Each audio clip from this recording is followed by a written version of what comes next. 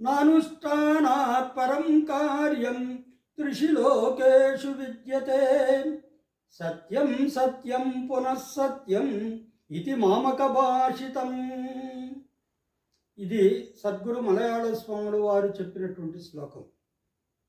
ఎక్కడో కేరళ దేశంలో పుట్టి మరి ఆంధ్రాకు వచ్చి తిరుమలలో 12 సంవత్సరాలు గోగర్భంలో తపస్సు చేసి ఆ కాళహస్తికి తిరుపతికి మధ్యలో ఒక సుక్షేత్రమైనటువంటి వ్యాసాశ్రమాన్ని స్థాపించి అందరికీ బోధ చేశాడు. ఏ విధంగా అనుష్ఠానం అనుష్ఠించి ఇది చెయ్యండి అని చెప్పండి, ఊరక చెప్పడం కాదు, నువ్వు అనుష్ఠించి నువ్వు ఆచరించి చెబితే అది బాగుంటుంది అని.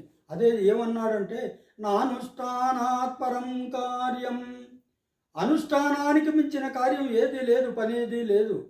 త్రిషు లోకేషు విద్యతే అన్నాడు. 3 లోకాలలో ఎక్కడ చూసినా కూడా గొప్ప కార్యం ఏదంటే అనుష్ఠానం. సత్యం సత్యం పునః సత్యం అన్నాడు. ఇది సత్యం సత్యం మరలా సత్యం అన్నాడు. ఇది మామక భాషితం, ఇది నా మతము అన్నాడు అన్నమాట ఆయన సద్గురు మలయాళ స్వాములు వారు.